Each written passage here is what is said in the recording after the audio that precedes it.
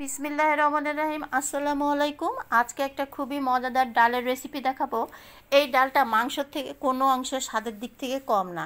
এখানে আমি নিয়েছি ভাজা মাসকলার ডাল, এখানে খোসাসহ মুগ ডাল, এটা খোসা ছাড়া মুগ ডাল, সোনামুখ বলে অনেকে, এটা ছোলার ডাল, আর এটা মসুরের ডাল।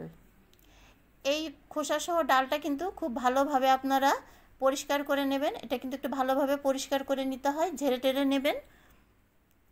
আর বাকি ডালগুলো কিভাবে আপনারা প্রসেস করবেন সেটাও আমি দেখাচ্ছি।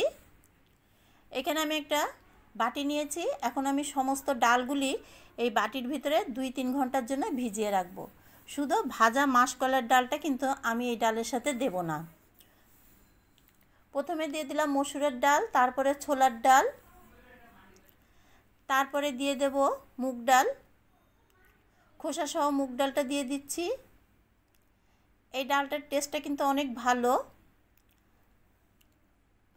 এখন আমি এটা পানি দিয়ে ভিজিয়ে রাখবো, 2-3 ঘন্টার জন্য ভিজিয়ে রাখবেন। আর এই ডালটা কিন্তু আলাদা করে ভেজাতে হবে, কারণ এই ডালটার ভিতরে অনেক ময়লা থাকে, সেই জন্য এটা কিন্তু আলাদা করে ভেজাবেন।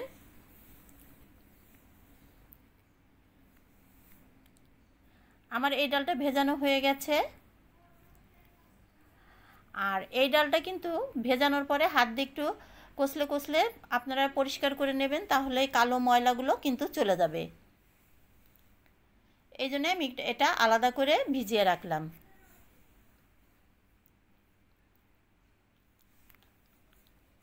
এটার থেকে এই খোসাগুলো কিন্তু বের করে নিতে হবে।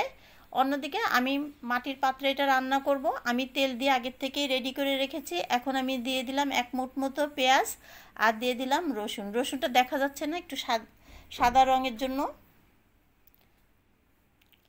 আমার পেঁয়াজ আর রসুনটা কিন্তু একটু ভাজা ভাজা হয়ে গেছে। এখন আমি বাকি মশলাগুলো দিয়ে দেব। দিয়ে দিলাম 3টা তেজপাতা, কয়েকটা লবঙ্গ, দিয়ে দিলাম দারচিনি, দিয়ে দিলাম গোলমরিচ, আর এখানে আমি দিয়েছি 4-5টা মতো এলাচি। আমি এই পেঁয়াজ দিয়ে মশলাটা একটু ভালোভাবে ভেজে নেব। এখন আমি এখানে দিয়ে দিলাম 2 চা চামচ মতো ঝালের গুঁড়ো, 1 চা চামচ মতো হলুদের গুঁড়ো, আর 2 চা চামচ মতো ধনের গুঁড়ো। এই মশলাগুলো একটু ভালোভাবে কষিয়ে নেব।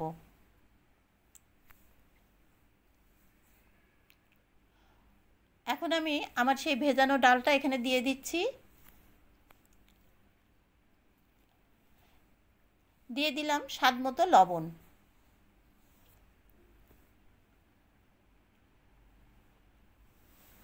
আমি একটু ভালো মতো কষিয়ে নিচ্ছি ডাল দিয়ে পেঁয়াজগুলো।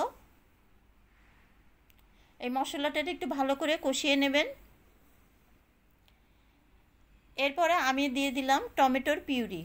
এটা আমি শীতকালে টমেটোর পিউরিটা করে রেখেছিলাম, সেটাই আমি দিয়ে দিলাম 2 টেবিল চামচ মতো।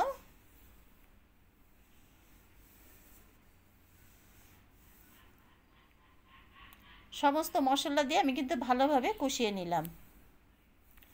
এখন এখানে আমি দিয়ে দেবো পানি। এই ডালে কিন্তু খুব বেশি পানি দেওয়ার দরকার নেই, ডালটা যেহেতু ভেজানো, দ্রুতই রান্না হয়ে যাবে।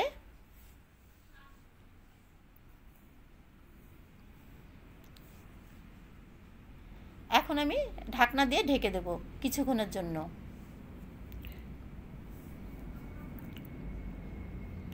এখন আমি 2 চা চামচ মতো আদা রসুনের পেস্ট দিয়ে দিলাম। এটা মাটির হাঁড়িতে রান্না করা হচ্ছে দেখে এটা কিন্তু খুবই মৃদু আঁচে আছে। এখন আমি আবার ঢাকনি দিয়ে ঢেকে দিলাম। আমার ডালটা কিন্তু ফুটে গেছে, ভালোভাবেই কিন্তু নরম হয়ে গেছে ডালটা, কিন্তু আস্তে আস্তেই আছে। এই ডালটা কিন্তু ডাল ঘুটনি দিয়ে ঘোটা যাবে না, এটা কিন্তু খুবই সুন্দর লাগে এই ডালটা খেতে। অন্যদিকে আমি ডালটা বাগার দেব দেখে আমি এখানে দিয়ে দিলাম সাদা তেল, তারপরে দিয়ে দিলাম একটু পেঁয়াজ, একটু রসুন, আর দিয়ে দিলাম একটু শুকনো মরিচ। ডাল বাগার দেওয়ার জন্য আমি এই রসুন, পেঁয়াজ আর ঝালটা একটু ভালোভাবে লাল লাল করে ভেজে নেব।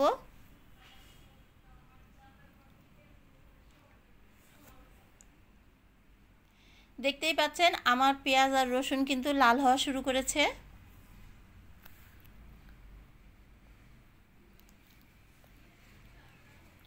আমার পেঁয়াজটা বেরেস্তা হয়ে গেছে, এখন আমি এটা ডালের ভিতরে দিয়ে দেব।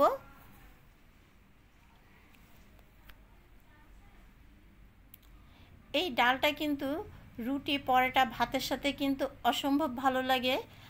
আমি বলছি এই ডালটা কিন্তু মাংসের সাথেও হার মানায়, এতটাই টেস্টি হয়।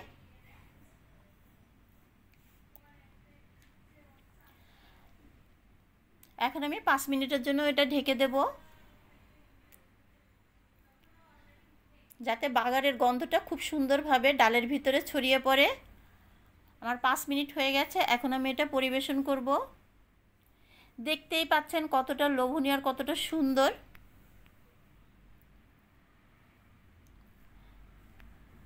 আমরা কিন্তু খুব সহজেই এইভাবে বাসায় কিন্তু এই ডালগুলি রান্না করতে পারি। আমি আজকে এই ডালটা পরোটা দিয়ে পরিবেশন করব। আপনারা কিন্তু যে কিছুর সাথে এটা রুটি, পরোটা, নান সব কিছুর সাথে কিন্তু খুবই ভালো লাগে। আর দোকানের ডালের থেকে এই ডালটা অনেক বেশি সুস্বাদু, অনেক বেশি ভালো লাগে খেতে। দেখতেই পাচ্ছেন কতটা সুন্দর আর কতটা লোভনীয় হয়েছে। যদি আপনাদের এই রেসিপিটা ভালো লাগে তাহলে আমাকে একটা কমেন্ট করে দেবেন, যাতে আমি পরবর্তী কোনো একটা রেসিপি দেওয়ার জন্য উৎসাহ পাই।